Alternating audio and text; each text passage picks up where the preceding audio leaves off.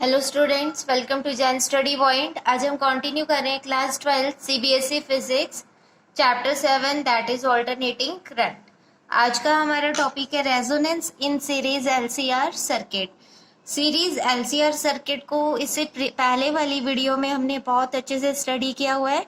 आप वहाँ पे इस सर्किट को स्टडी कर सकते हैं, ठीक है।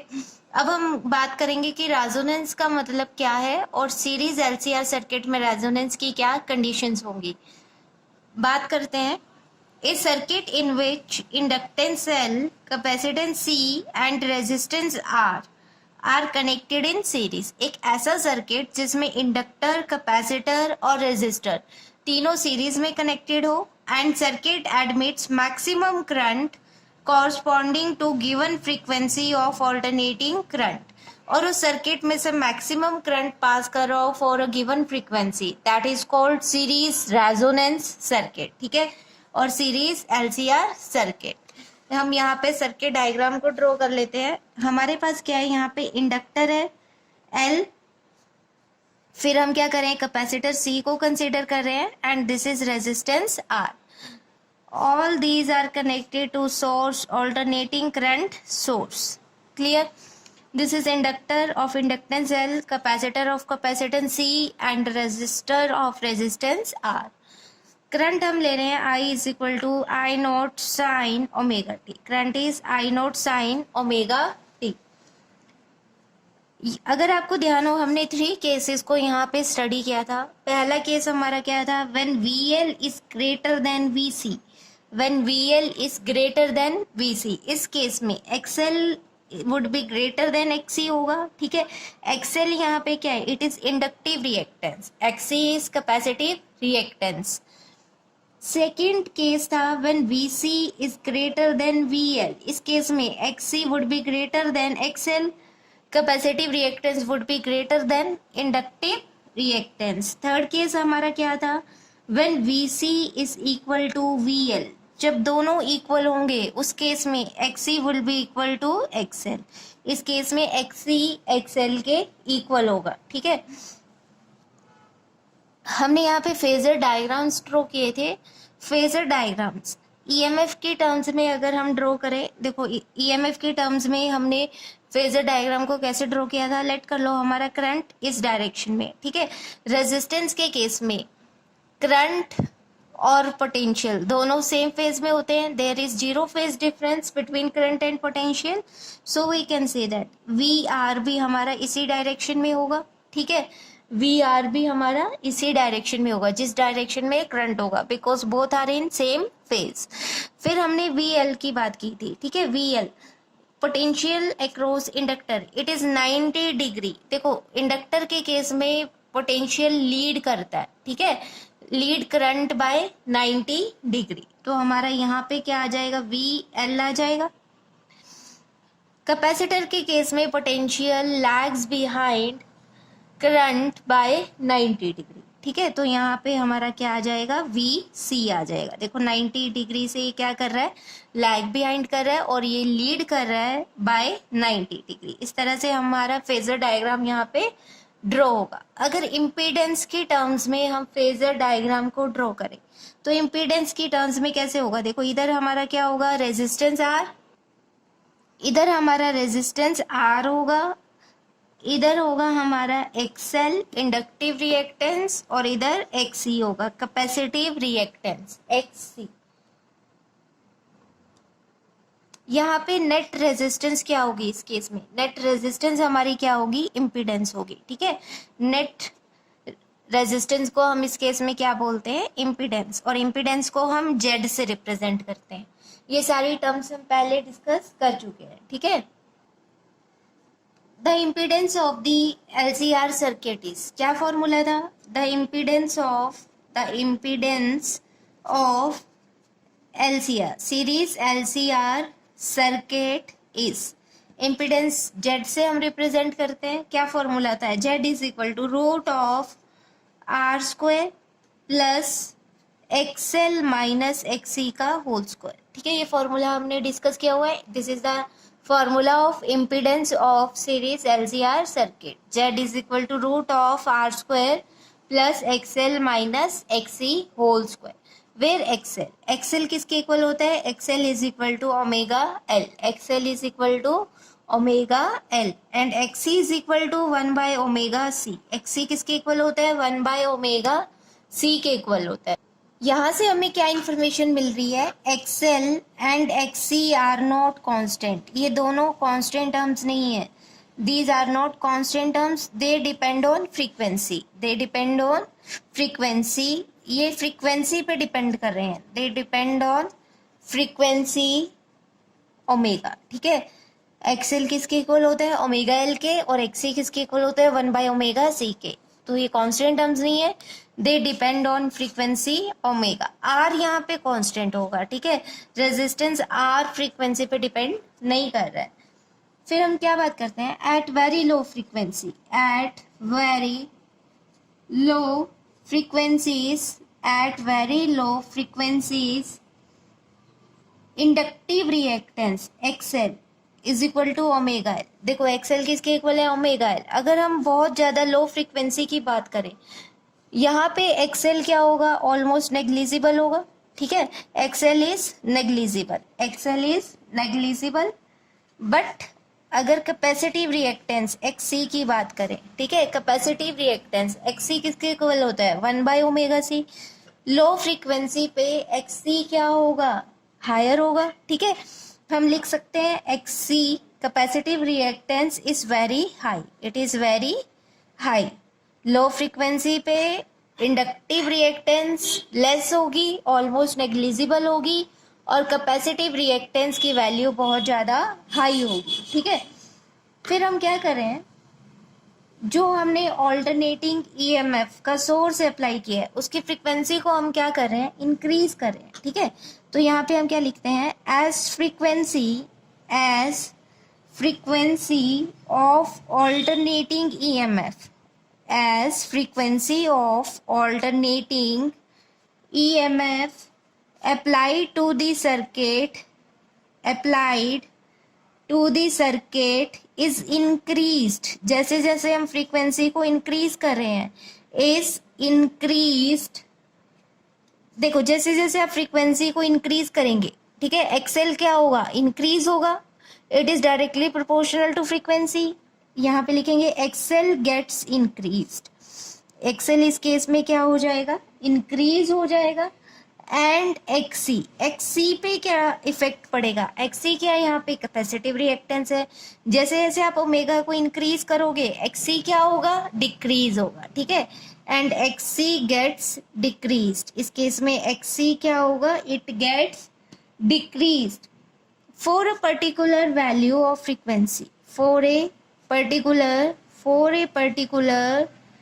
Value of frequency say omega are.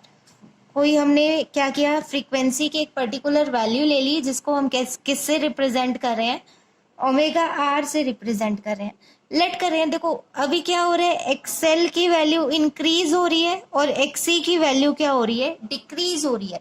एक ऐसी फ्रीक्वेंसी आएगी जहां पे ये दोनों क्या होंगे, एक दूसरे के इक्वल हो जाएंगे, ठीक है, ध्यान से समझो। आप जैसे जैसे अप्लाइड ईएमएफ को इंक्रीज कर रहे हो, आप जैसे जैसे अप्लाइड ईएमएफ को इंक्रीज कर रहे हो, एक्सएल इंक्रीज हो रहा है, एक्सी डिक्रीज हो रहा है, एक्सएल इंक्रीज हो रहा है, एक्सी डिक्रीज हो रहा है। फ्रीक्वेंसी के एक पर्टिकुलर वैल्यू ऐसी आएगी जहां पे ये दोनों एक दूसरे के इक्वल होंगे, उस पर्टिकुलर फ्रीक्वेंसी को हम ओमेगा आर से रिप्रेजेंट कर रहे हैं, और ये फ्रीक्वेंसी हमारी क्या होगी, it is our resonance frequency, ठीक है। इस फ्रीक्वेंसी को हम क्या बोलते हैं, रेजोनेंस फ्रीक्वेंसी। एक्सएल किसके इक्वल होता है, it is equal to omega R है, ठीक है। यहाँ पे हम पर्टिकुलर रेजोनेंट फ्रीक्वेंसी की बात करेंगे। एक्सी यहाँ पे किसके इक्वल होगा, इट इज 1/ओमेगा R into C, cross multiply करेंगे, omega R square becomes equal to 1/LC। From this resonant frequency becomes equal to 1/√LC, ठीक है।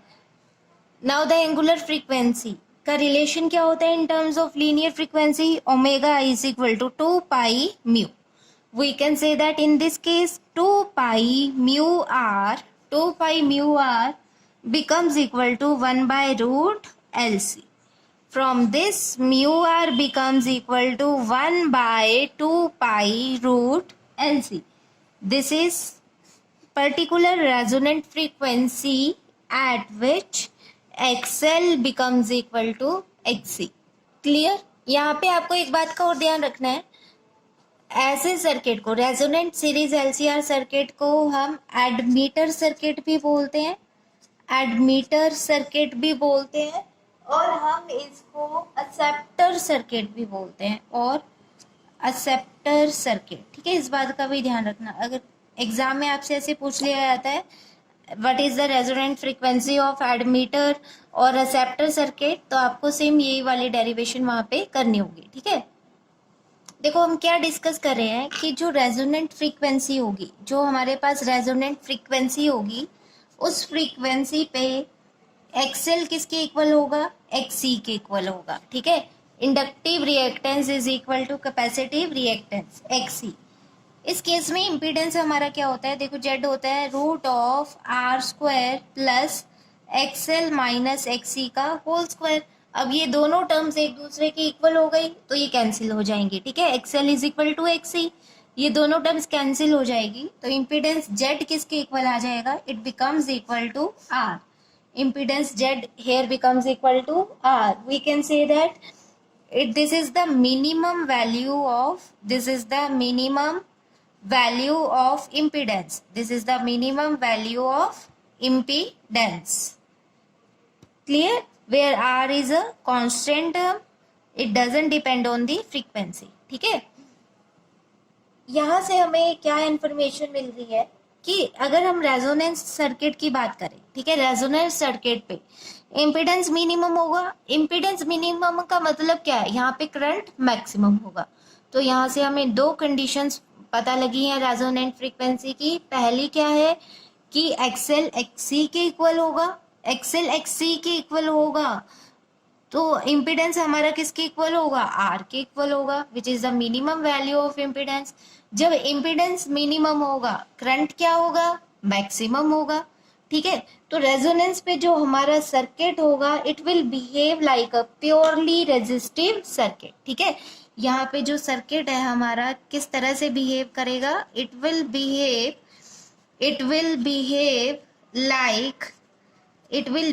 Like purely resistive circuit. In this circuit both current and EMF are in same phase. दोनों का phase यहाँ पे क्या होगा, same होगा। ठीक है, both current and EMF would be in same phase and the circuit will behave like a purely resistive circuit. In series LCR circuit maximum current क्या होगा, I note is equal to E naught by Z। ठीक है, देखो हमारे पास ये formula होता है ना, which is equal to E naught by R। Using Ohm's law I naught किसके इक्वल होता है, V by R। इस केस में मैक्सिमम वैल्यू ऑफ EMF क्या हो जाएगी, E naught by Z which is equal to E naught by R। Z is equal to R। जब impedance minimum होगा तो उस केस में करंट हमारा क्या होगा, current will be maximum in this case. और रेजोनेंट फ्रीक्वेंसी का क्या फॉर्मूला आ रहा है हमारे पास, resonant frequency is equal to 1 by 2 pi under root LC। ठीक है, it is 1 by 2 pi under root LC। It is called the natural frequency of oscillation. frequency of oscillation। ठीक है, रेजोनेंस बेसिकली एक ऐसा फिनोमेना है जो deal करता है, ठीक है, with the systems which have a tendency to oscillate at a particular frequency. तो यहाँ पे हमारा जो सिस्टम है सीरीज LCR सर्किट, उसके लिए नेचुरल फ्रीक्वेंसी क्या आ गई, 1 by 2 pi under root LC। Series LCR circuit के केस में tan phi किसके इक्वल होता है, tan phi is equal to XL minus XC by R। In case of resonance, we say that XL is equal to XC. So tan phi in this case is said to be 0. It means phase difference. In this case, resonant LCR circuit is 0. Both the potential and current are in same phase in resonant series LCR circuit. अगर हम यहाँ पे impedance और frequency का graph plot करें, ठीक है, यहाँ पे हम क्या ले रहे हैं, इम्पिडेंस और रेजिस्टेंस आर को ले रहे हैं, एक्स एक्सिस पे हम फ्रीक्वेंसी एफ को रिप्रेजेंट कर रहे हैं फॉर अ रेजिस्टिव सर्किट, ठीक है, प्योर रेजिस्टिव सर्किट के लिए आर फ्रीक्वेंसी पे डिपेंड नहीं कर रहा, ठीक है, तो यहाँ पे हमारा आर के लिए ग्राफ ऐसा बनेगा, it doesn't depend on frequency. Second हमारा क्या होगा, देखो फ्रीक्वेंसी की आप कोई भी वैल्यू ले लो, आर की वैल्यू हर एक फ्रीक्वेंसी की वैल्यू के लिए सेम है, ठीक है, R is constant in this case. फिर हम बात करते हैं एक्सएल। एक्सएल क्या होता है, इंडक्टिव रिएक्टेंस होता है, it is equal to omega L which is 2 pi mu L, या फ्रीक्वेंसी को हम एफ से रिप्रेजेंट कर रहे हैं, आप ऐसे भी कर सकते हो 2 पाई म्यू एल। यहाँ पे XL is directly proportional to frequency, तो यहाँ पे हमारा ग्राफ कैसा बनेगा, ऐसा बनेगा, ठीक है, एक्सएल के लिए ग्राफ ये वाला बनेगा। थर्ड टर्म हमारे पास होती है capacitive reactance XC which is equal to 1 by omega C, it is 1 by 2 pi mu C. Capacitor के लिए ये ग्राफ कैसा बनेगा, देखो कैपेसिटर के लिए capacitive reactance is inversely proportional to frequency, inversely proportional के लिए हमारा ग्राफ ऐसा बनेगा, ठीक है, this is for XC, capacitive reactance XC. आप यहाँ पे देख सकते हो एक पर्टिकुलर वैल्यू, फ्रीक्वेंसी की एक पर्टिकुलर वैल्यू पे एक्सी और एक्सएल दोनों एक दूसरे के इक्वल है, इस पर्टिकुलर वैल्यू ऑफ फ्रीक्वेंसी को क्या बोलते हैं, रेजोनेंट फ्रीक्वेंसी, ठीक है, this is resonant frequency which is equal to 1 by 2 pi under root L C. Next is current versus frequency. हम क्या कर रहे हैं, वाई एक्सिस पे करंट को ले रहे हैं और एक्स एक्सिस पे हम फ्रीक्वेंसी ओमेगा को रिप्रेजेंट कर रहे हैं, ठीक है, यहाँ पे हम करंट को ले रहे हैं। अब फ्रीक्वेंसी की एक पर्टिकुलर वैल्यू जिसे क्या बोलते हैं हम, रेजोनेंट फ्रीक्वेंसी, वहां पे करंट की वैल्यू क्या होगी, मैक्सिमम होगी, ठीक है, तो यहाँ पे हमारी कर्व रेजोनेंट फ्रीक्वेंसी की कर्व कुछ इस तरह से बनेगी, ठीक है, आप देख सकते हो यहाँ पे रेजोनेंट फ्रीक्वेंसी पे करंट की वैल्यू मैक्सिमम है, इस मैक्सिमम वैल्यू को हम रिप्रेजेंट कर रहे हैं बाय आई नोट, इसको हम रिप्रेजेंट कर रहे हैं बाय आई नोट। हम बात कर रहे हैं रेजोनेंट फ्रीक्वेंसी की, रेजोनेंट फ्रीक्वेंसी का फॉर्मूला क्या होता है, it is omega R is 1 by under root L C. इसका मतलब क्या है, हम जब एल और सी की वैल्यू को चेंज करेंगे, ओमेगा आर की वैल्यू क्या करेगी, चेंज होगी, ठीक है, तो आप लिख सकते हो यहाँ पे resonant frequency can be changed by changing the values of L and सी।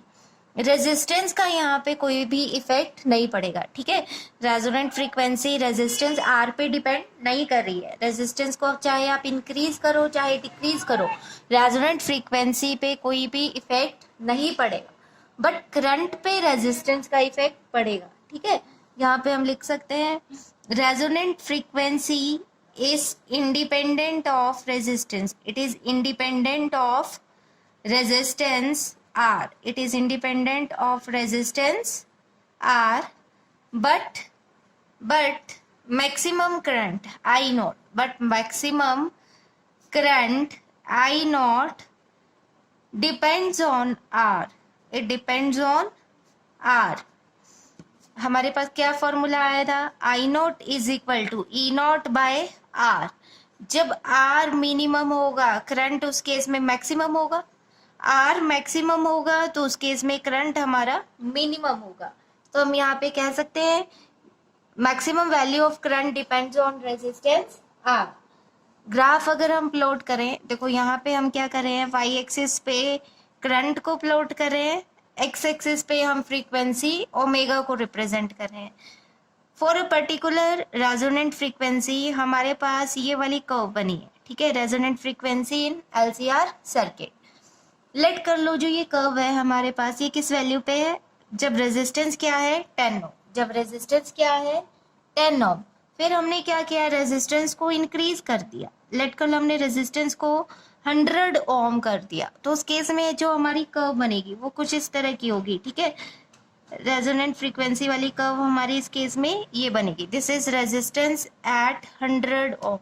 जब हम रेजिस्टेंस को और ज्यादा इंक्रीज करेंगे, मान लो हमने 500 ओम कर दिया, ठीक है, अब हमारी रेजोनेंट फ्रीक्वेंसी वाली कर्व कुछ इस तरह की बनेगी। तो आप देख सकते हो जैसे जैसे हम रेजिस्टेंस को इंक्रीज कर रहे हैं, maximum value of current gets decreased. Current की मैक्सिमम वैल्यू क्या हो रही है, डिक्रीज हो रही है, but resonant frequency omega R पे कोई भी इफेक्ट नहीं पड़ रहा। तीनों केसेस में रेजोनेंट फ्रीक्वेंसी की वैल्यू सेम है जब हम रेजिस्टेंस को इंक्रीज कर रहे हैं। Clear? The practical application of series resonant circuit is in radio and TV receiver sets. Radio और टीवी रिसीवर सेट में एप्लीकेशंस हैं रेजोनेंट सर्किट की।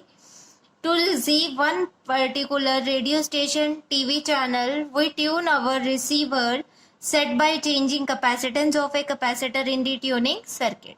जो हमारा ट्यूनिंग सर्किट होता है उसके अंदर हम क्या करते हैं, कैपेसिटर की वैल्यू को, या फिर आप यहाँ पे इंडक्टर भी लिख सकते हो, ठीक है, कैपेसिटर और इंडक्टर की वैल्यू को वेरी करवाते हैं ताकि जो फ्रीक्वेंसी है हमारी वो टीवी चैनल, जो हमें रिक्वायर्ड टीवी चैनल देखना है उसके साथ मैच हो सके, ठीक है।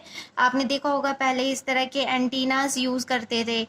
ये एंटीनास क्या करते थे, फ्रीक्वेंसी को कैच करते थे। जब फ्रीक्वेंसी पर्टिकुलर टीवी चैनल के साथ मैच करती थी तो वहां पे हमारा वो वाला टीवी चैनल ऑन हो जाता था, प्ले हो जाता था, ठीक है। When the resonance frequency of circuit becomes equal to frequency of desired station, हमारे सर्किट की रेजोनेंस फ्रीक्वेंसी जब डिजायर्ड स्टेशन, डिजायर्ड चैनल की फ्रीक्वेंसी से मैच करेगी तो उस केस में रेजोनेंस अकर्स होगा। The amplitude of current with frequency of signal from desired station becomes maximum. Resonant पे क्या होगा, करंट मैक्सिमम हो जाएगा, ठीक है, and it is received in our set, और वो वाला चैनल हमारे सेट में, हमारे टीवी में ऑन हो जाएगा, ठीक है। This is the application of resonant series LCR circuit.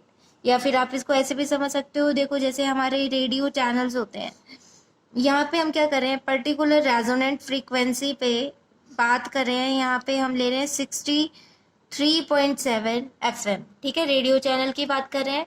आप क्या करते हो, रेडियो जो नॉब होता है, रोटेटिंग नॉब होता है, उसको रोटेट करते हो, तो बेसिकली आप कैपेसिटर और इंडक्टर की वैल्यू को चेंज कर रहे हो। रेजोनेंट फ्रीक्वेंसी का फॉर्मूला क्या होता है, it is 1/√LC।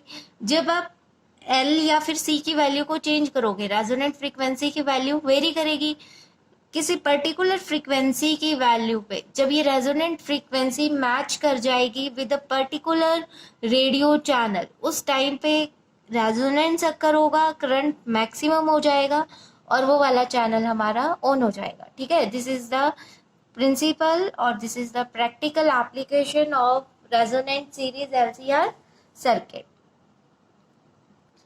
Next is bandwidth. Bandwidth को समझने के लिए हम क्या करें, हमारा वो वाला ग्राफ दोबारा से प्लॉट कर रहे हैं। वाई एक्सिस पे हम करंट को रिप्रेजेंट कर रहे हैं, एक्स एक्सिस पे हम फ्रीक्वेंसी ओमेगा को रिप्रेजेंट कर रहे हैं। For a particular resonant frequency हमारा ये वाला ग्राफ कुछ इस तरह का बना था। यहाँ पे इस पॉइंट पे करंट की वैल्यू क्या है, मैक्सिमम है, ठीक है, और इसको हम कैसे रिप्रेजेंट कर रहे हैं, आई नोट से रिप्रेजेंट करते हैं। अब हम क्या करेंगे, यहाँ पे फ्रीक्वेंसी की ऐसी दो पर्टिकुलर वैल्यूज लेंगे, ठीक है, that are symmetrical about this omega R. यहाँ पे हमने क्या किया, एक फ्रीक्वेंसी की वैल्यू ली है ओमेगा 1 और यहाँ पे हमने फ्रीक्वेंसी की एक वैल्यू ले ली omega 2। These are symmetrical about this omega R. यहाँ पे करंट की वैल्यू क्या होगी, करंट की value is I is equal to I naught by √2, ठीक है। यहाँ पे करंट का एम्पलीट्यूड क्या होगा, 1/√2 times the maximum value of current I note. इसको हम डेल्टा ओमेगा से रिप्रेजेंट करते हैं, ठीक है। ये क्या है हमारे पास, डेल्टा ओमेगा। डेल्टा ओमेगा क्या रिप्रेजेंट कर रहा है, bandwidth. Delta omega is bandwidth. Clear? यहाँ पे हमारे पास जो दो वैल्यूज हैं, omega 1 and omega two. Omega 1 किसके इक्वल होगा, it is equal to omega R minus delta omega. Omega 2 किसके इक्वल होगा, omega R plus delta omega. We can say that omega 1 and omega 2 are symmetrical about omega r. One is smaller than omega r and one is greater than omega r. Clear? And delta omega is known as the band width. At bandwidth, the current becomes 1 by root 2 times the maximum value of current I naught. Radio channel के case में बात कर लेते हैं. देखो हमने ये वाला ग्राफ प्लॉट किया था. वाई एक्सिस पे हम करंट को प्लॉट कर रहे हैं, एक्स एक्सिस पे हम फ्रीक्वेंसी ओमेगा को प्लॉट कर रहे हैं. रेजोनेंट फ्रीक्वेंसी के केस में हमारा ग्राफ ये वाला बन रहा है. ठीक है, this is omega 1, this is omega 2. यहाँ पे करंट की वैल्यू क्या होगी? It is I naught by root 2 और मैक्सिमम वैल्यू ऑफ करंट क्या है? I not. लेट कर लो रेजोनेंट फ्रीक्वेंसी ओमेगा आर पे हम क्या ले रहे हैं? 92.7 FM. ठीक है, ये वाला चैनल ले रहे हैं रेडियो का. ओमेगा 1 हमारा क्या है? 92.3 और ओमेगा 2 हमारा है 93.5. रेजोनेंट फ्रीक्वेंसी जब करंट का एम्पलीट्यूड मैक्सिमम होगा तो उस टाइम पे हमारा ये वाला चैनल 92.7 वाला ऑन होगा. फिर हम क्या कर रहे हैं? एल और सी की वैल्यू को जब चेंज करवाएंगे with the help of rotating knob. Omega 1 जब हमारा ये होगा, करंट का amplitude I naught by root 2 होगा तो ये वाला चैनल हमारा ऑन हो जाएगा. जब ये वाली फ्रीक्वेंसी ओमेगा 2 आएगी तो ये वाला चैनल प्ले हो जाएगा. ठीक है, अब इससे लेस वाली अगर हम फ्रीक्वेंसीज लेते हैं, ये वाली फ्रीक्वेंसीज यहाँ पे इंटरप्ट नहीं करेंगी. ठीक है, this is the practical application of resonant. ये वाली जो लेस वाली होंगी जहाँ पे करंट का एम्पलीट्यूड बहुत लेस होगा, ये वाली फ्रीक्वेंसीज हमारे चैनल को यहाँ पे डिस्टर्ब नहीं करेगी. मैक्सिमम एम्पलीट्यूड वाले करंट को ही हम रिसीव कर पाएंगे. ठीक है, तो हम कह सकते हैं कि जो हमारा चैनल होगा that is audible in the range of I naught and I naught by root 2. इससे लेस वाली जो वैल्यूज होंगी वो इंटरप्ट नहीं करेंगी हमारे चैनल को, that are not audible. Clear? Next important point to note is resonance can be exhibited by a circuit when both L and C are present in the circuit. देखो जब L और C दोनों circuit में present होंगे, यहाँ पे हमारा क्या होता है? VL फेजर डायग्राम में यहाँ पे हम क्या करते हैं? I और रेजिस्टेंस R को, ठीक है, VR को रिप्रेजेंट करते हैं. यहाँ पे हमारा क्या होगा? VC होगा. जब VL और VC देखो दोनों क्या है? 180 डिग्री आउट ऑफ फेस है. ये दोनों जब इक्वल होंगे, when XL is equal to XC, VL is equal to VC, ये दोनों क्या हो जाएंगे? कैंसिल हो जाएंगे और नेट वोल्टेज हमारी क्या होगी? VR होगी. ठीक है, तो यहाँ पे रेजोनेंस के लिए L भी होना चाहिए और C भी होना चाहिए. Resonance circuit can not be obtained. यहाँ पे एक बहुत इंपॉर्टेंट पॉइंट हमारे डिराइव हो रहा है. Resonance cannot be obtained in RC and RL circuits. ठीक है, it is obtained only in LC circuit. It is not obtained in RC and RL circuits. Next is Q factor of resonance circuit, और इसे हम बोल सकते हैं sharpness of resonance. It represents sharpness of tuning at the resonance. It is basically characteristic property of series resonance circuit which represents sharpness of tuning at resonance.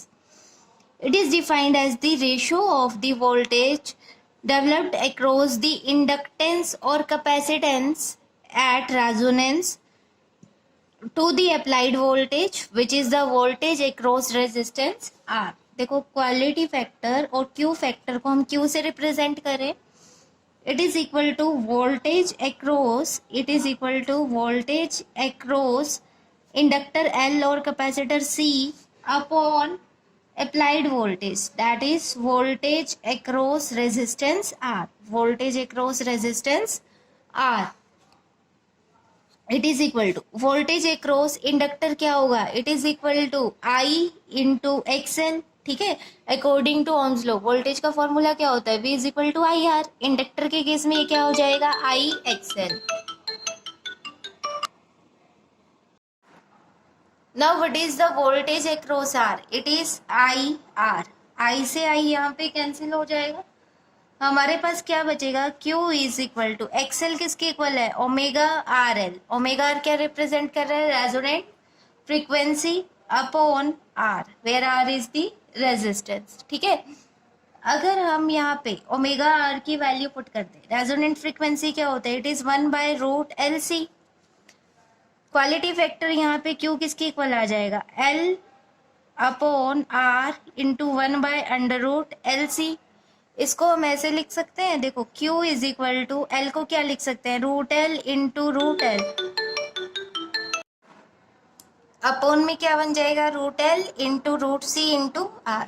ठीक है, √L से √L cancel हो जाएगा, it becomes quality factor Q becomes equal to 1/R into √L/C। ठीक है, this is the Q factor of resonance और sharpness of the resonance.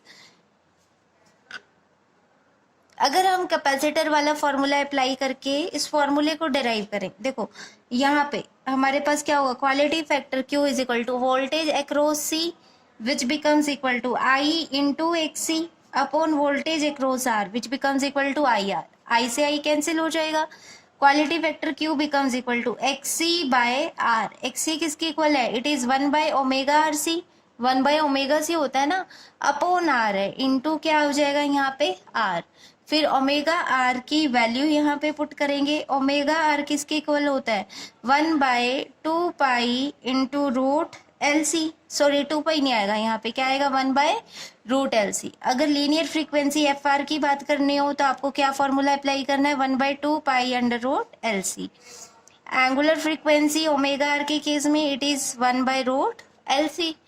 तो हमारे पास ये क्या बन जाएगा, Q factor becomes equal to √L into √C upon CR। जैसे कि हमने पहले लिखा था, C को हम क्या लिख सकते हैं, √C into √C into R। √C से √C कैंसिल, Q किसके इक्वल आ गया, 1/R√L/C। दोनों केसेस में क्वालिटी फैक्टर का फॉर्मूला सेम आ रहा है, चाहे आप इंडक्टर की हेल्प से इसको सॉल्व करो या फिर आप इसको कैपेसिटर की हेल्प से सॉल्व करो, दोनों केसेस में फॉर्मूला सेम रहेगा, दैट इज 1/R√L/C। यहाँ से हमें एक बात पता लग रही है, Q is just a number. ठीक है, it is just a number, it has no dimensions, इसके कोई भी डायमेंशंस एंड यूनिट्स नहीं होते हैं। ठीक है, जैसे जैसे हम R को इंक्रीज करेंगे, रेजिस्टेंस को हम इंक्रीज करेंगे, Q फैक्टर क्या करेगा, डिक्रीज होगा। क्वालिटी फैक्टर को हम इस तरह से भी डिफाइन कर सकते हैं, Q factor is equal to, it is equal to the ratio of resonant frequency, it is equal to the ratio of resonant frequency to the bandwidth, to the bandwidth. Resonant frequency को हम omega are से represent कर रहे हैं, bandwidth किसकी equal होगी, it is equal to delta omega, where delta omega is equal to ω2 minus ω1। ω1 हमारे पास क्या था, it is omega R minus delta omega. ω2 क्या था, omega R plus delta omega. These are the symmetrical values of frequency about resonant frequency omega r। यहाँ पे ω2 minus ω1 किसके equal होगा, it is equal to 2 delta omega. We can say that Q factor is equal to omega upon 2 delta omega. ठीक है, this is the sharpness of resonance, it represent sharpness of resonance. Bandwidth जितनी ज़्यादा होगी, bandwidth जितनी ज़्यादा होगी, Q factor उतना less होगा, मतलब शार्पनेस हमारी वहाँ पे रेजोनेंट की उतनी ज़्यादा लेस होगी। ठीक है, जब शार्पनेस लेस होगी तो उस केस में जो हमारा सर्किट है उसकी tuning will not be good. ठीक है, ट्यूनिंग ज़्यादा अच्छी नहीं आएगी वहाँ पे, tuning will not be good.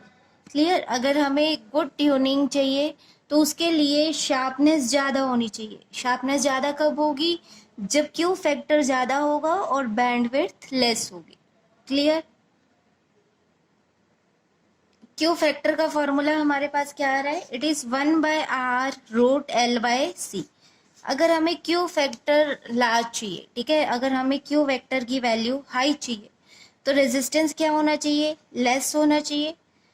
L की वैल्यू हाई होनी चाहिए और सी की वैल्यू लेस होनी चाहिए। ठीक है, ये वाली कंडीशंस जब फॉलो होंगी तो क्वालिटी फैक्टर क्या होगा हमारा, लार्ज होगा, गुड ट्यूनिंग होगी वहां पे चैनल की। ठीक है, अगर हम कुछ इलेक्ट्रॉनिक सर्किट्स की बात करें, क्यू की वैल्यू वेरी करती है फ्रॉम 10 to 100, बिटवीन 10 to 100। कुछ ऐसे इलेक्ट्रॉनिक सर्किट्स भी हैं जो ऑपरेट करते हैं at a very high frequency. उन सर्किट्स के लिए क्यू की वैल्यू 200 तक भी हो सकती है। ठीक है, क्यू की वैल्यू जितनी ज़्यादा होगी, हमारी जो रेजोनेंस की शार्पनेस है वो उतनी ही ज़्यादा होगी। ठीक है, so this is all about the resonance in series LCR circuit and Q factor. Next is average power in LCR circuit or inductive circuit. Series LCR circuit में ऑल्टरनेटिंग ईएमएफ अप्लाइड, क्या equation लिखते हैं हम, alternating EMF applied to LCR circuit is E is equal to E naught sin omega t. E is E naught sin omega t.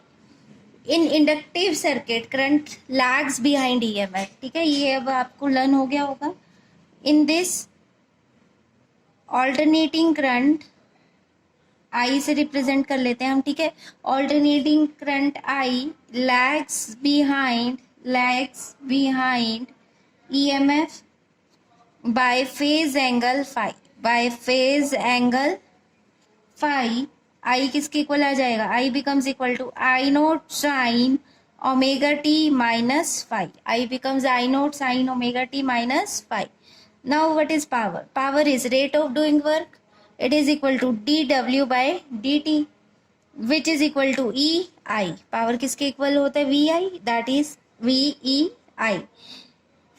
Power becomes dw by dt of E किसके equal है, E naught sine omega T. I हम कह सकते हैं इस case में किसके equal है, I naught sine omega T minus five. I naught sine omega T minus five, इसको हम सॉल्व करते हैं, पावर किसके इक्वल आ जाएगी, E naught I naught into sine omega T into sine A minus B, it is equal to sine A cos B minus cos A sine B. ठीक है, इसका फॉर्मूला क्या होता है साइन ए माइनस बी का, sine A cos B minus cos A sine B. Further bracket को open करते हैं, power becomes equal to E naught I naught into sine square omega T into cos five minus sign omega T into cos omega T into sine five. यहाँ पे trigonometry की एक property apply करते हैं। अगर हमारे पास ऐसे हो sine theta into cos theta, two sine theta cos theta it is equal to sine two theta. अब यहाँ पे हमारे पास क्या है, sine omega T into cos omega T. हम क्या कर रहे हैं, इसको टू से मल्टीप्लाई कर देते हैं, टू से डिवाइड कर देते हैं। Two sine omega T cos omega T क्या बन जाएगा, sine two omega T, angle का डबल हो जाएगा अपॉन टू। यहाँ पे ये वाला हम वैल्यू पुट कर देते हैं। ठीक है, क्या बन जाएगा ये, P becomes equal to E naught I naught sine square omega T into cos five minus sine two omega T by two into sine phi. Power किसके इक्वल है, it is D W by D T. यहाँ पे power क्या लिख देते हैं, rate of doing work, D W by D T. Small amount of work done किसके equal आ जाएगा, यहाँ पे इनटू में क्या हो जाएगा, डी टी हो जाएगा। ठीक है, तो इक्वेशन बन जाएगी E naught I naught sine square omega T into cos five minus sine two omega T by two into sine five into D T. Total amount of work done के लिए हम इस पूरी इक्वेशन को क्या कर देंगे, इंटीग्रेट कर देंगे। ठीक है, यहाँ पे क्या लिखेंगे, total work done over a complete cycle, over a complete cycle is, integrate करेंगे इस पूरी इक्वेशन को। यहाँ पे ब्रैकेट लगा देते हैं, देखो ई नोट आई नोट ब्रैकेट से बाहर है ना, तो यहाँ पे हम ब्रैकेट को लगा देते हैं ताकि कोई भी कंफ्यूजन ना हो। ठीक है, ई नोट आई नोट को हमने ब्रैकेट से बाहर रखा हुआ है इस तरह से। आप यहाँ पे ऐसे एक और ब्रैकेट बना दोगे, स्क्वायर ब्रैकेट। क्लियर? अब इंटीग्रेट करते हैं इस इक्वेशन को। देखो क्या बनेगा, total amount of work done W becomes equal to integration of E naught I naught sin square omega t into cos phi into dt। Limits क्या लेंगे, 0 to t for a complete cycle. फिर यहाँ पे क्या आएगा, minus integration of E naught I naught by 2 into sine 2 omega T into sine phi into D T. इसको further solve करते हैं। Work done becomes equal to E naught I naught into cos phi. These are constant terms, time पे ये depend नहीं कर रही है, इसलिए इन इंटीग्रेशन से बाहर लिख लेते हैं। इंटीग्रेशन में हमारे पास बचेगा sign square omega T into D T minus, यहाँ से क्या आएगा, कॉन्स्टेंट टर्म्स कौन कौन सी है, E naught I naught by 2 into sine phi. Integration में हमारे पास क्या आएगा, sine 2 omega T into D T. Further integration को सॉल्व करते हैं। 0 to T sine square omega T into D T, इसकी वैल्यू हमारे पास क्या होगी, टी बाय 2। ठीक है, लिमिट्स को पुट कर देंगे, क्या हो जाएगी, T by 2। Integration of sine 2 omega T over a complete cycle, its value is 0।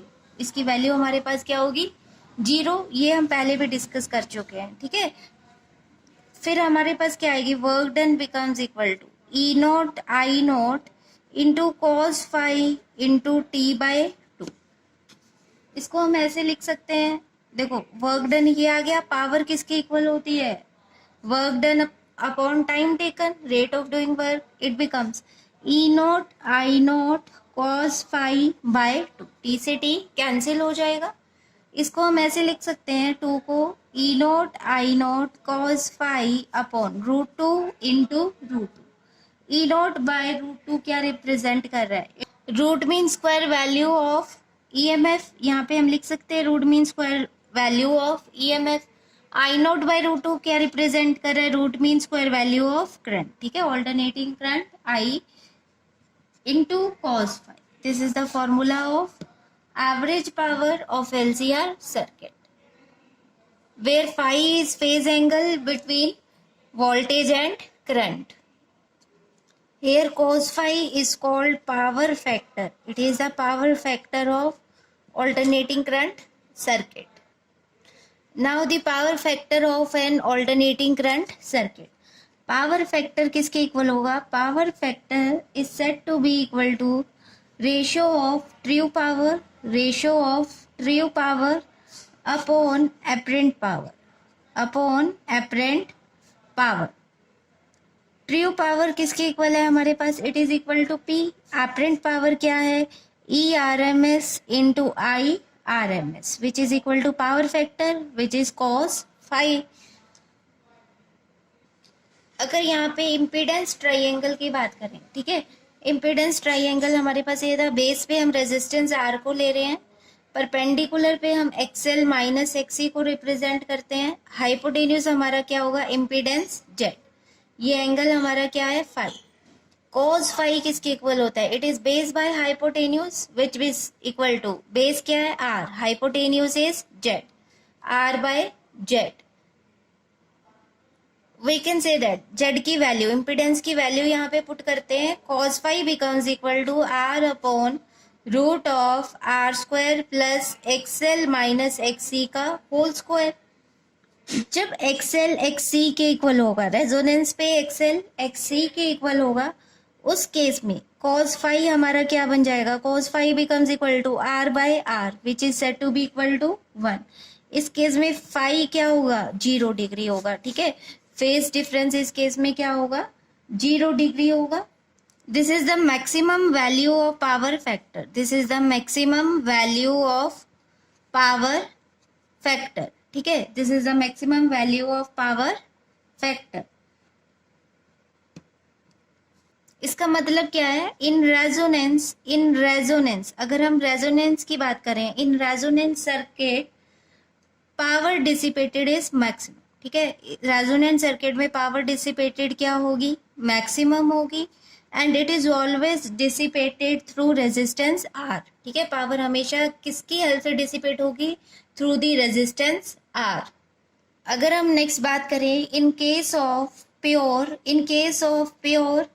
Inductor और capacitor, in case of pure inductor और कैपेसिटर, उस केस में फाई हमारा क्या होगा? 90 होगा। ठीक है, फाई कितना होता है? 90 degree. That means power factor cos phi becomes equal to cos 90, which is said to be 0.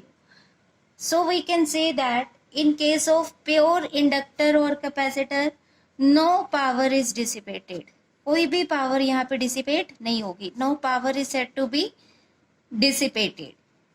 But practically pure inductor, ideal inductor and ideal capacitor exist नहीं करते. कुछ ना कुछ पावर डिसिपेट हो जाती है. ठीक है, इसलिए हम कह सकते हैं कि जो हमारे पास इंडक्टर है और कैपेसिटर है, ये बहुत ज़्यादा सूटेबल है for controlling current in alternating circuits with minimum loss of power. ठीक है, अगर आइडियल की बात करें तो power loss, power dissipated almost zero ही है, इसलिए हम कैपेसिटर और इंडक्टर को यूज़ करते हैं in alternating current circuit to control current without any power loss. Clear? This is all about the power factor in alternating current circuit. Next video में हम AC जनरेटर एंड ट्रांसफार्मर को study करेंगे. Thank you so much.